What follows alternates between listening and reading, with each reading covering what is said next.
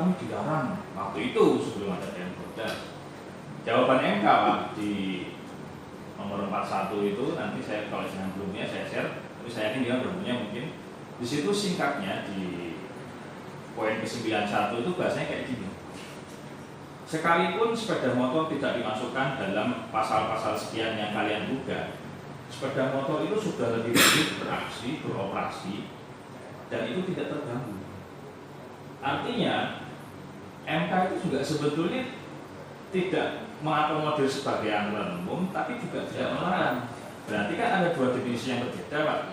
Nah, jadi yang sepeda motor ini masuknya di golongan kendaraan bermotor umum. Dia bukan angkutan umum, sekalipun ketika dia bukan angkutan umum tidak.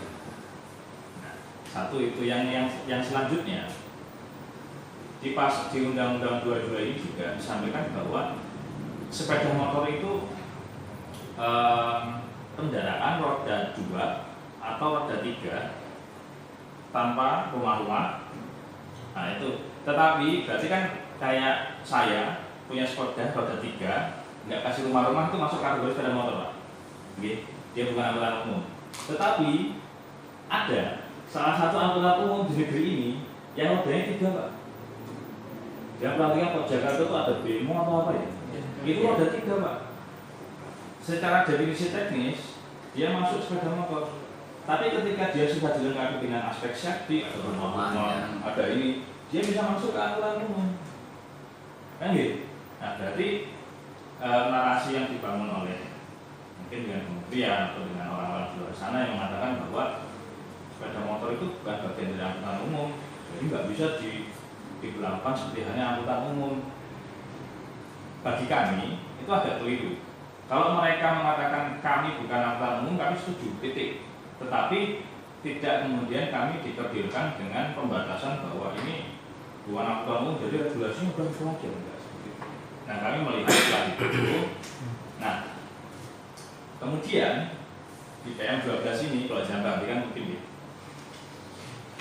Tadi saya sempat nanya, kenapa ini hanya berlaku untuk penumpang? Mungkin sudah bisa melakukan kajian Pak, dengan kenapa ini bisa berlaku untuk penumpang Pak? Pernah melakukan kajian nggak Pak? Tadi kan kami sudah nah kami nggak bisa mereview itu karena kan laporan dari pemerintah pusat. Betul. Pemerintah daerah nggak bisa. Betul, saya mengerti Pak. Maksud kami gini, kalau semuanya berakhir di situ selesai Pak. Ya kita ngerti, kita nggak bicara banyak-banyak lagi. Selesai. Kalau jenengan memantulkan segala sesuatu ke pusat, ya bisa. Kita bisa melakukan komisi tadi. Ya ngerti, maksudnya gini, dari aspek kami juga seperti itu, dari aspek jenengan bukan untuk mengatur Pak, bukan untuk mengatur kebijakan pusat, tidak, tetapi paling tidak ketika melakukan menangani kami itu setidaknya ketika jenengan berbicara dengan yang di atas itu paling tidak ada konstruksi hukum yang bisa dibangun. Oh Pak, ini sebenarnya ini seperti ini. Nah paling simpel saja terhadap gini Pak. Kajian PM12 ini kan berlaku untuk penumpang. Di pasal mana dan berapakah hal itu teruang? Atau singkatnya hal ini kenapa hanya buat penumpang? Sudah pernah mengkaji belum Pak? Betul. Tapi kan kita nggak ada tadi kewenangan juga nggak ada. Baik etika atau pemerintahan juga kita nggak boleh. Kalau akademisi misalnya bekerja dengan UGM gitu malah boleh ya Mas? Bebas. Jadi itu loh Mas, masalahnya kan begini Mas. Karena pemerintah daerah itu kan bapaknya pemerintah pusat. Kalau kami secara tertulis itu mengkritisi, itu efeknya banyak loh. Tahu nggak? PM itu ya keluar. Jawabannya sebelum Menteri Jona. Menteri Jona itu apa hilang jabatan loh. Kenapa? Karena dia nggak mengeluarkan itu. Iya. Betul. Makanya kita lihat ya. Menteri hilang jabatan. Ini ngomong orang kecil loh. Di ya, kalau kami bikin sesuatu yang seperti itu, kamu kan dapat menjaga lagi. Ya, maksud kami itu loh. Maksud kami bukan bikin Pak. Maksud kami bukan bikin karena memang saya sendiri juga memahami bahwa posisi jenengan itu sudah sulit, posisi Pemda itu sudah sulit. Dan kami sepakat Pemda itu nggak punya kewenangan mengatur ini. Makanya saya yakin kemarin pun ending SK itu juga menduplikat dari materi PM12 itu sendiri dengan penambahan pengawasan. Jadi sebetulnya penjaringan tidak punya kewenangan. Berbeda dengan di R4 yang di 118 sudah ada kewenangan di situ terhadap menteri atau gubernur. Nah yang R2 ini belum. Tetapi paling tidak kami mungkin ingin mengajak rekan-rekan di Dinas Dishub dan juga Biro Hukum ketika ada momen untuk berkoordinasi dengan pusat, bukan untuk mengatur Pak, tapi menyampaikan kajian seperti apa. Paling tidak ada senggol-senggol sidik. Nah, saya coba bantu ya Pak. Di sini, kalau jangan perhatikan di PM 12 itu, di pasal 1 ayat 5. Nah, mari Pak jenengan kalau mau. Ini di pasal 1 ayat 5, itu kan bahasanya seperti ini Pak. Pengguna sepeda motor adalah pengemudi dan penumpang sepeda motor. Kalau kita sama-sama orang itu tahu Pak, kalau mana dan ini kan harus dua-duanya. Ada Pak pengemudi dan penumpang. Jadi kalau salah satu saja itu tidak dikategorikan pengguna sesuai dengan PM ini. PM ini. Jadi kemudian dipahami oleh aplikator dan seluruh praktisi bahwa layanan yang ada penumpang dan pengemudi dalam satu momen itu adalah layanan ride. Kalau Gojek, ride, kalau Grab, Grab. Kalau di Maximal dan juga. Nah itu, nah di sini ini Pak yang menyebabkan PM 12 itu hanya berlaku untuk penumpang. Bahasanya adalah pengemudi dan pengemudi dan penumpang sepeda motor. Di sini kajiannya, kalau kata dan itu ditandai kata atau pengemudi dan atau penumpang sepeda motor. Berarti kan klausalnya adalah boleh pengemudi saja, boleh penumpang saja, atau boleh pengemudi dan penumpang. Nah, pelayanan kami Pak, layanan kami yang hanya ada pengemudi saja itu mencakup food, send, masuk, dan sebagainya. Artinya ketika besok katakanlah jenengan punya ruang untuk menyampaikan ide itu, kami hanya butuh penambahan kata atau saja. Dan atau di pasal 1 ayat 5 sehingga PM ini nanti berlaku untuk juga layanan food dan goods. Di sini barangkali bisa didorong kalau jenengan nanti punya momen untuk bertemu dengan kementerian atau Disubdat tadi itu yang memang kewenangannya memang di Disubdat sesuai dengan kelembagaan sebagai tidak disampaikan saja bahwa kebutuhan kami adalah penambahan kata ini. Hanya kata atau saja itu sudah berlaku untuk semua layanan.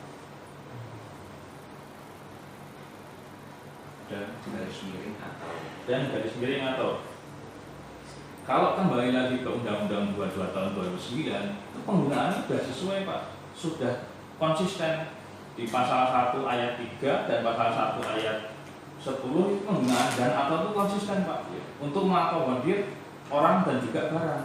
Tapi di PM 12 ini atau ini hilang. Salah ketik tingkatnya menteri loh Bos. Ya artinya saya pilih sedikit ya Bang Yos. Artinya tadi Pak Sabto salah ketik gitu ya. Itu sebenarnya begini. Inilah pentingnya koordinasi. Inilah pentingnya sharing antara pemerintah yang dalam hal ini diwakili oleh Kementerian Perhubungan dan lain-lain, kemudian sampai bawah sampai ke Dinas Perhubungan, Biro Hukum dan lain-lain. Dengan siapa? Dengan aplikator dan dengan kami mitra aplikator. Karena sampai sekarang status kami adalah sebagai mitra. Sementara sampai saat ini status kami sebagai mitra adalah masih tanda tanya besar. Kenapa? Karena di setiap kebijakan yang dikeluarkan oleh aplikator, kami juga jarang sekali dilibatkan. Termasuk apa yang tadi disampaikan oleh Pak Sabto Maijo, bahwa yang seharusnya ada laporan dan lain-lain, apakah selama ini rutin? Nah, dan itu terkesan itu Dinas Perhubungan atau lembaga apapun lah itu yang seharusnya melakukan pengawasan, menegur dan sebagainya itu terkesan mendiamkan seperti itu. Makanya kami terakhir itu kan menyampaikan surat ya terkait dengan audiensi untuk diperlukan dengan semua pemangku kepentingan. Pemangku kepentingan itu siapa saja? Ya pemerintah yang dalam ini gubernur beserta jajarannya, kemudian aplikator, kemudian kami seperti itu. Karena kalau bilang kami kenapa? Karena kami mewakili seluruh ojol yang ada di Yogyakarta, khususnya Yogyakarta, tapi bisa secara umum se-Indonesia gitu. Maka itulah kami selalu melakukan audiensi seperti ini, gunanya untuk itu Pak. Kata dan garis miring atau saja itu sangat bermanfaat untuk kesejahteraan kami seluruh ojol Indonesia. Bahkan tidak hanya ojol, bisa saja yang lain. Jadi itu tambahan saya. Monggo Pak. Ya, jadi itu Pak. Ini menyambung kembali bahwa kebutuhan kami sebetulnya PM12 ini sudah bagus Pak. Ini sudah mencakup ya walaupun mungkin nanti bisa kita angka tarifnya ya itu kan fleksibel dan di KP 1001 juga ada ruang untuk melakukan perubahan. Jadi menurut kami sudah sangat baik PM ini, hanya saja kewenangannya baru terbatas ke penumpang. Harapan kami PM ini bisa menjangkau ke arah foods dan juga goods, makanan dan juga barang. Sebetulnya kajiannya cuma menambahi kata atau ini saja, atau ini saja. Kalau ditanya emang ada kewenangan Kemenhub menambah kata atau ini, oh punya di Undang-Undang 22, kemudian juga di kelembagaan juga ada, walaupun spesifiknya di Subdat, itu itu ada sebetulnya. Dan mohon maaf bukan yang mengecilkan porsi dari Kominfo atau Kominfo, tapi uang ini adalah uang Dishub karena kami berada di jalan. Sementara Kominfo kan lebih ke aspek aplikasi ya Mas ya, perizinan. Jadi mungkin kalau disederhanakan, aplikator itu anak jenengan, kami ini anak jenengan. Jadi driver online itu adalah anak dari Kemenhub, sedangkan aplikator itu anak dari Kominfo. Nah, jadi kami sebetulnya sangat berharap banyak hal ini bisa segera terwujud, karena dari kajian-kajian yang ada kami yakini bahwa regulasi foods and goods itu kewenangan dari Kemenhub. Mereka hanya perlu menambah kata atau ini saja Pak, itu sudah cukup. Nah, yang kedua mungkin setelah penambahan kata atau ini adalah di pasal 15 di PM itu juga kalau saya perhatiin itu kan kewenangan tarif baru di Menteri. Mungkin Pak ini juga ada baca ya Pak ya, karena pasti juga ada ngecek di sini terblok di pasal 15 itu bahwa kewenangan tarifnya ada di Menteri. Nah, ke depan harapan kami juga salah satu bagian dari perubahan Kemenhub adalah menambahkan kewenangan tarif itu ada di daerah, dalam hal ini gubernur, sama halnya dengan R4. Dasarnya apa? Nanti juga ada kajian khusus Pak. Saya sudah menemukan dan memang bisa untuk diaplikasikan ke daerah, sama halnya R4. Itu juga dua poin yang perlu kami minta bantuan ke rekan-rekan Biro Hukum dan Dishub untuk melakukan, barangkali kalau ada momen Zoom dengan di Subdat itu disampaikan seperti itu.